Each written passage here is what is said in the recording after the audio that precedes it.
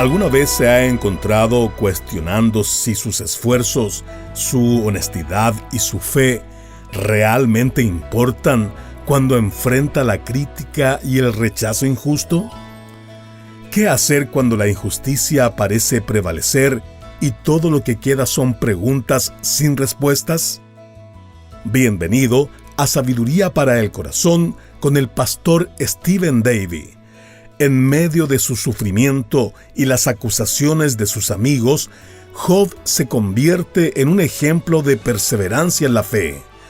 Él elige mirar más allá de su indignidad frente al Señor y se compromete a seguir confiando en su gran Dios.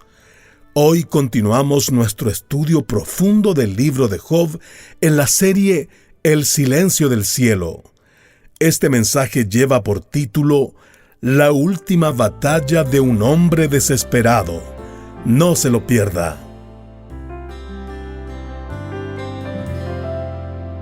Las acciones heroicas de las personas, especialmente en los campos de batalla, siempre han fascinado a la humanidad.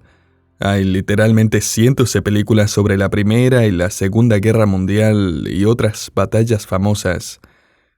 Una de las historias favoritas de todos los tiempos ha sido la última batalla de los espartanos, en el año 480 a.C. Su valentía originó una leyenda que aún sigue rumoreándose hasta el día de hoy. Cuando el rey Jerjes lideró 100.000 persas a Termópilas, la primavera del año 480 a.C., ellos se toparon con 5.000 griegos que simplemente no pensaban en rendirse. Un testigo de los eventos reportó que tal era el número de los persas, que cuando disparaban sus flechas, el sol se oscurecía. Un soldado espartano llamado Diéneques respondió diciéndoles a sus compañeros: «Nuestro amigo trae buenas noticias. Si los persas oscurecen el sol con sus flechas, nosotros podemos pelear en la sombra». Y con esa actitud enfrentaron a los 100.000 enemigos. Todos murieron, pero esta se convirtió en una de las historias de valentía y perseverancia en la batalla más famosas del mundo. Y aunque nos impresiona la valentía de los espartanos que estaban dispuestos a pelear bajo la sombra de un cielo oscurecido con flechas, nada se compara con la valentía de mantenerse firme luchando por la santidad o la verdad del Evangelio. He estado en la iglesia de John Wesley y me he imaginado cómo debe haber sido predicar con gran valentía, ser una de las voces solitarias en contra de la esclavitud y tener una congregación que responde con un alboroto, aún rompiendo todas las bancas de la iglesia. ¡Qué valentía! Me habría encantado visitar la corte en Alemania, donde Martín Lutero en 1521 fue condenado como hereje. Fue allí, frente a los máximos líderes políticos y religiosos de sus días, que se plantó firme y dijo: «Mi conciencia es cautiva de la palabra de Dios. No puedo ni quiero retractarme. He dicho, no puedo hacer otra cosa». Mire, una cosa es enfrentar pruebas y angustia, y quizás aún muerte, rodeado por amigos y seres queridos.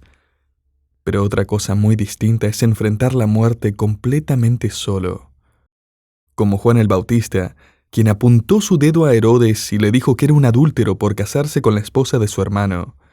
Como el profeta Jeremías, quien le declaró la dura verdad a su nación y que como resultado lo metieron a prisión y lo abandonaron. El máximo ejemplo sería nuestro querido Señor Jesús, quien soportó la muerte más cruel, experimentando el odio de la gente que Él vino a salvar. Incluso experimentó el abandono de su Padre, mientras el cielo se oscurecía con la ira divina, abandonado también por todos los que lo habían seguido. Nunca nadie ha estado tan solo como Él. Es verdaderamente admirable cuando alguien se mantiene firme en soledad por la verdad de Dios. Y quizás usted ahora se encuentra en esa condición en su universidad o en su trabajo, en su familia. Usted sabe lo que es estar solo, defendiendo el Evangelio. En nuestro estudio de hoy estamos a punto de ver la última batalla de Job. Él va a rehusarse a abandonar su integridad y va a estar prácticamente solo. Él va a entregar su último discurso después de la acusación de Bildad. Después Eliú va a condenar a Job e inmediatamente después Dios finalmente va a hablar. El silencio del cielo está a punto de terminar.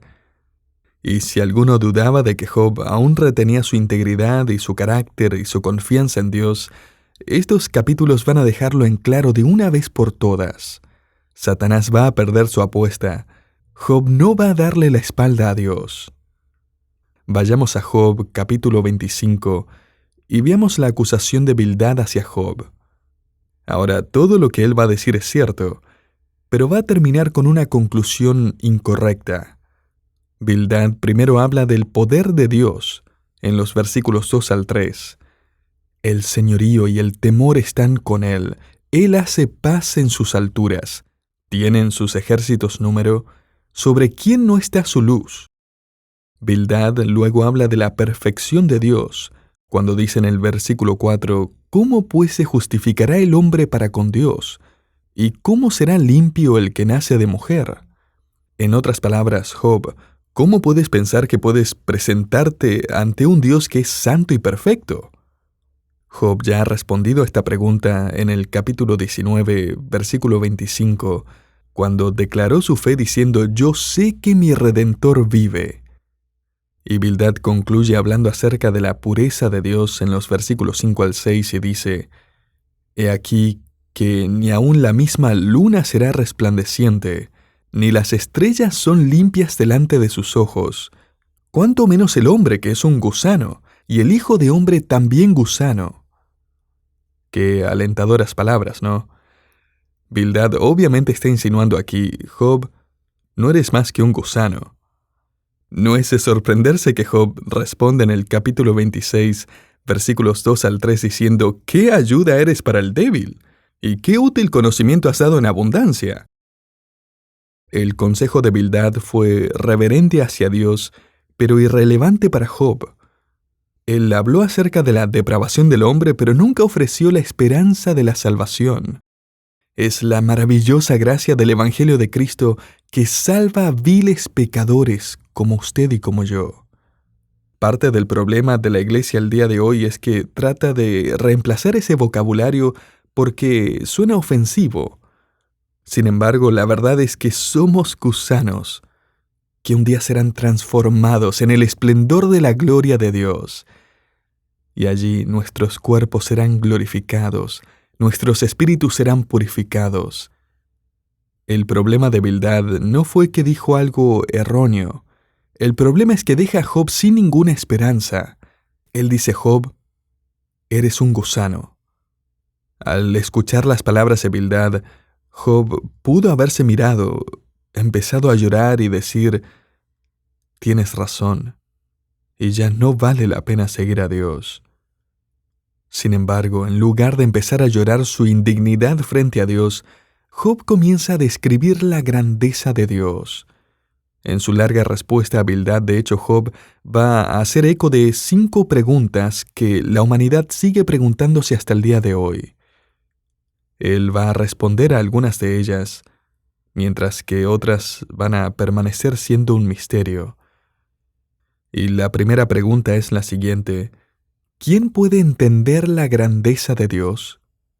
Job invita a Bildad en el capítulo 26, versículos 5 al 14, a viajar hasta el Seol, luego a ir hasta las profundidades de la tierra y subir más allá de las nubes, y luego a viajar por todo el universo para reconocer que Dios es soberano sobre todo lo que existe, desde el más mínimo detalle de esta tierra hasta las enormes galaxias y el universo. Dios reina sobre todo. Y Job dice en el versículo 14, imagina que, he aquí, estas cosas son solo los bordes de sus caminos.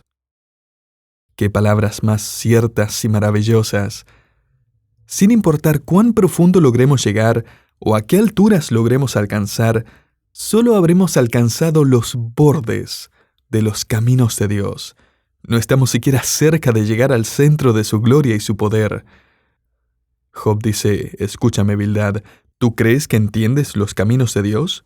Tú no has logrado pasar de los bordes del entendimiento de Dios. ¿Quién puede entenderlo? Bildad, tu adoración es muy limitada porque tu perspectiva de Dios es muy pequeña. Querido oyente, cuando estamos pasando por momentos difíciles, nuestro alivio se encuentra al confiar y seguir y obedecer a nuestro soberano, exaltado y majestuoso Dios. Él está a cargo, yo soy el barro, y Él es el alfarero. Yo soy el discípulo y Él es el Señor. Yo soy la oveja, Él es el pastor. Yo soy el siervo, Él es mi amo. Permita que el sufrimiento lo traiga nuevamente a un alto concepto de este Dios majestuoso y misterioso, que actúa sin dar explicaciones y hace cosas más allá de nuestro entendimiento.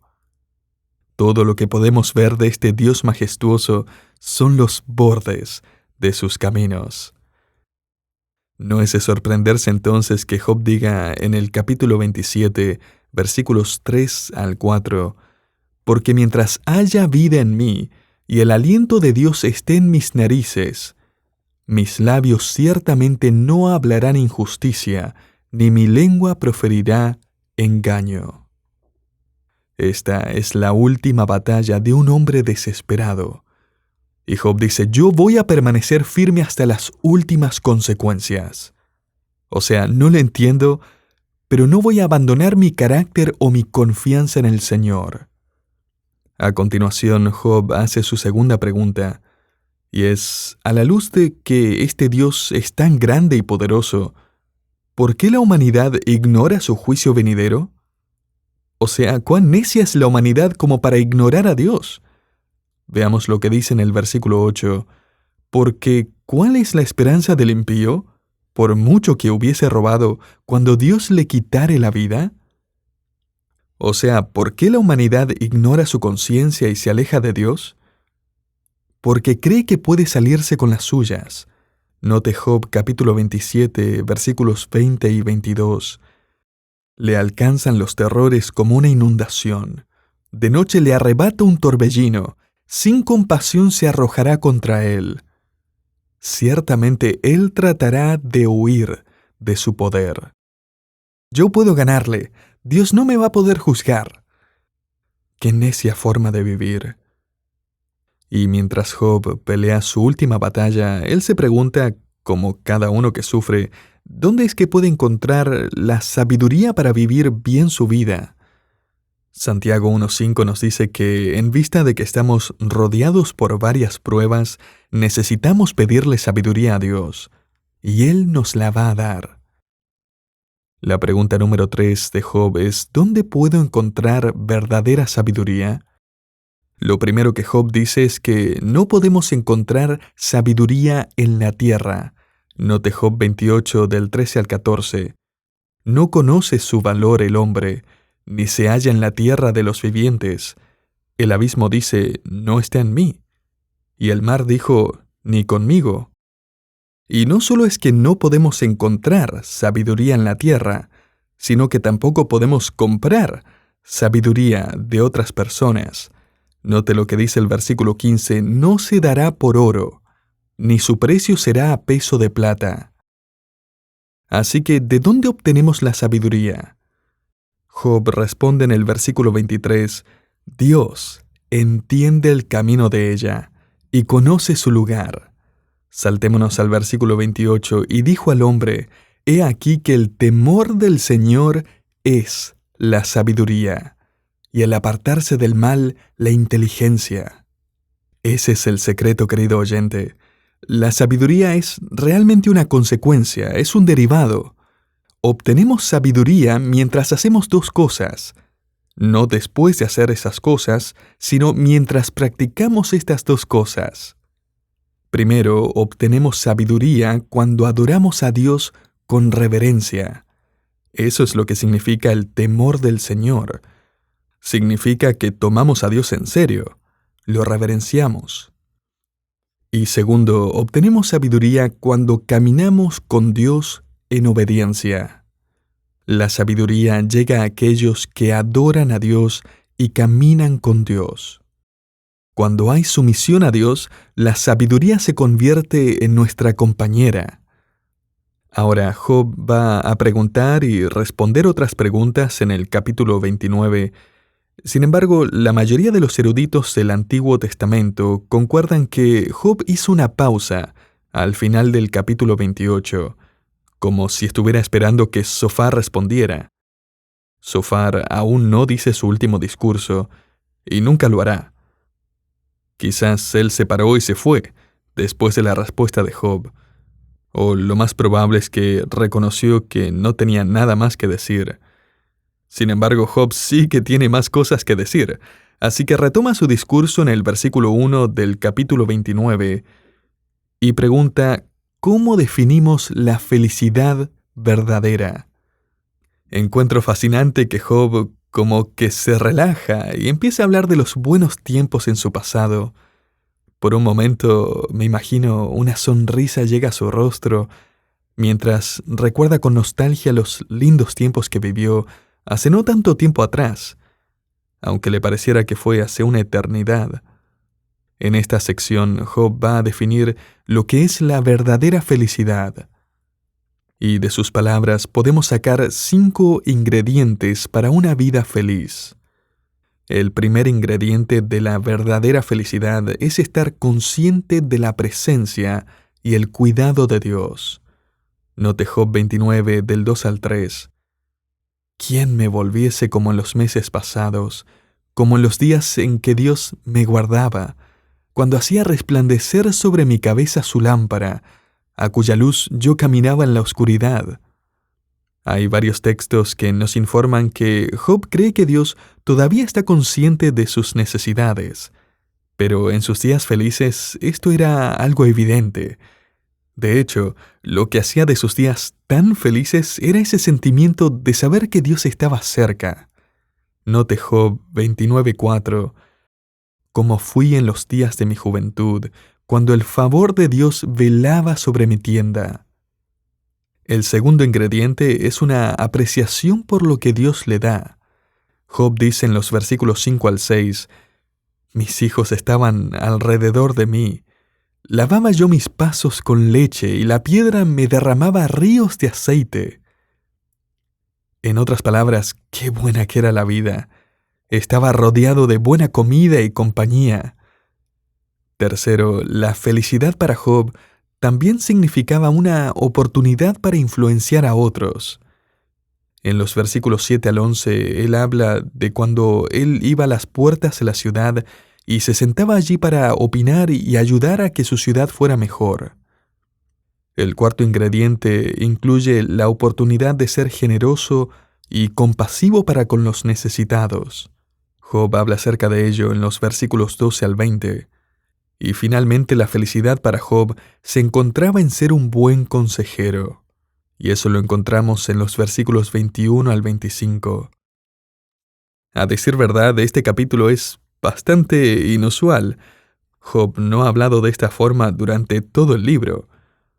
Personalmente creo que él dice todas estas cosas para destacar el enorme cambio que hubo en su vida. Está preparándonos para lo que viene, ya que en el próximo capítulo él cuenta cómo todas sus circunstancias felices se volvieron amargas, tristes, dolorosas. Job capítulo 30, de hecho, no hace más que contar todos los cambios catastróficos en la vida de Job. O sea, Job nos muestra que todo lo que tenía en el capítulo 29 quedó de cabeza en el capítulo 30. Job termina de contar sus desgracias al escribir en el capítulo 30, versículos 27 al 31. Pero dentro me hierven las entrañas, y no puedo descansar. Me vienen al encuentro días de aflicción. Ando enlutado, sin consuelo. Me levanto en la asamblea y clamo. He venido a ser hermano de chacales y compañero de avestruces. Es decir, solo los animales salvajes se me acercan. Mi piel se ennegrece sobre mí, mis huesos se queman por la fiebre, Se ha convertido en duelo mi arpa y mi flauta en voz de los que lloran. Este es el punto en que esperaríamos que Job tire la toalla. Quizás usted ha estado en este tipo de situación también. Quizás se sienta de esta manera ahora mismo. Usted recuerda los buenos tiempos, cuando sus hijos estaban con usted, cuando había abundancia, cuando sentía que Dios estaba cerca. Esos eran buenos tiempos. Y ahora todo parece perdido. Hay días de aflicción y dolor y sufrimiento, pérdida, enfermedad, deuda, abandono. Es en este momento, al enfrentar su sufrimiento, que Job sorprendentemente se planta firmemente y renueva su compromiso con Dios. Y básicamente dice, no voy a abandonar mi integridad, no voy a abandonar mi carácter, voy a permanecer firme. Ahora Job nos va a dar la respuesta a la quinta y última pregunta en el capítulo 31. Y la quinta pregunta es, ¿cómo podemos desarrollar una vida de integridad? En esta última parte del discurso de Job, encontramos al menos 10 resoluciones que crean el fundamento para una vida de integridad. Comenzamos con esta: determine límites para su pureza.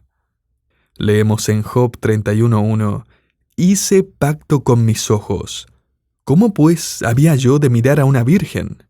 En otras palabras, la integridad se desarrolla al determinar antes de tiempo qué va a mirar y qué no.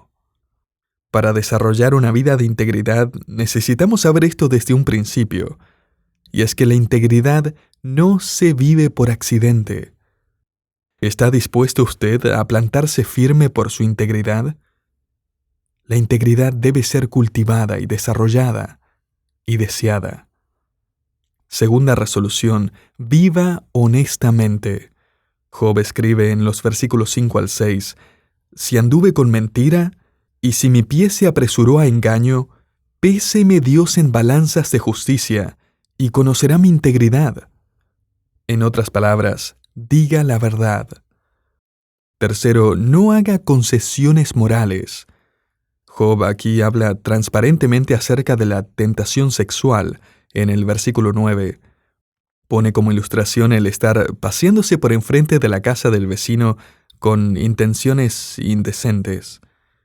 En el versículo 1, Job habla de no codiciar mujeres solteras, y en los versículos 9 al 11, Job habla acerca de ser íntegro en su relación con mujeres casadas. Y es que Job está determinado a mantenerse puro.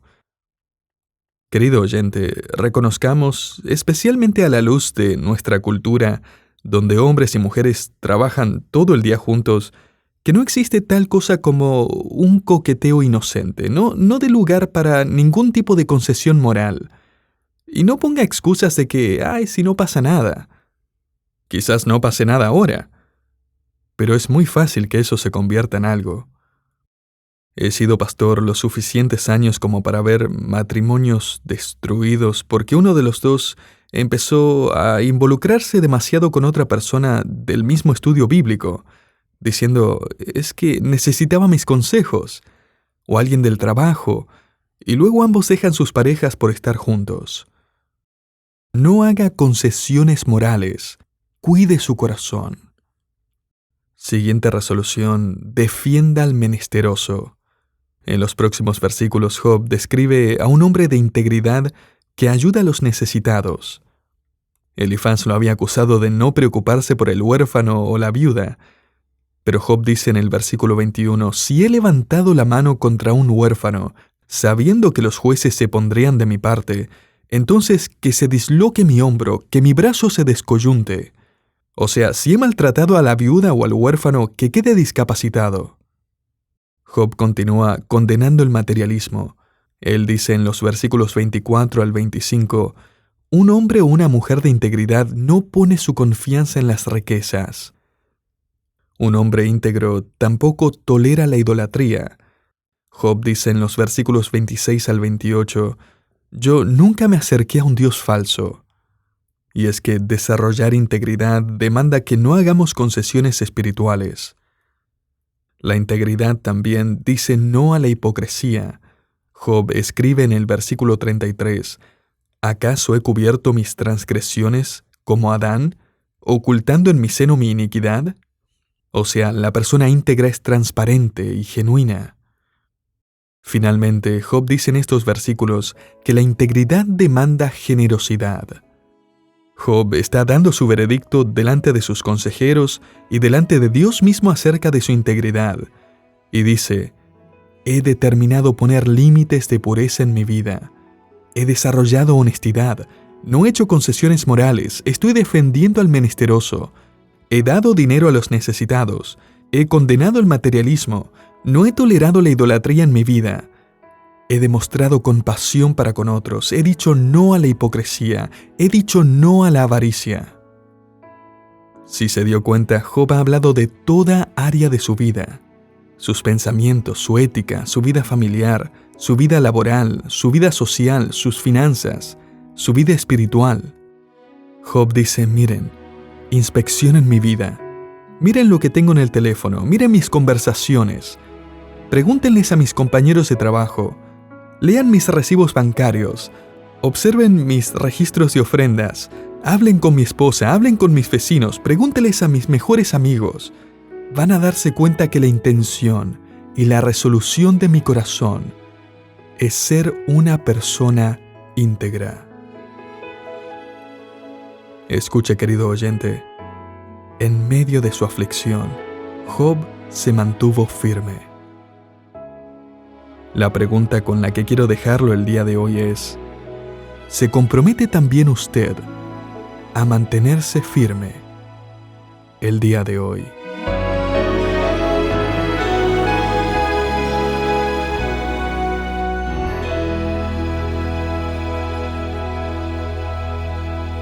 Gracias por acompañarnos en este capítulo de Sabiduría para el Corazón, un programa del Ministerio Sabiduría Internacional. Hoy vimos cómo Job, incluso en medio de la injusticia, eligió enfocarse en la grandeza de Dios, enseñándonos que hay mucho más en nuestra vida de fe de lo que a veces percibimos en medio del dolor. Este mensaje se titula La última batalla de un hombre desesperado y forma parte de la serie de estudios en Job, El silencio del cielo. Sabiduría para el Corazón le ofrece diversos recursos para su crecimiento espiritual. Visite sabiduríaespanol.org y descubre herramientas gratuitas que lo ayudarán en su caminar en la fe. Soy Hugo Zúñiga y espero encontrarlo en el próximo episodio de Sabiduría para el Corazón. Que Dios le bendiga.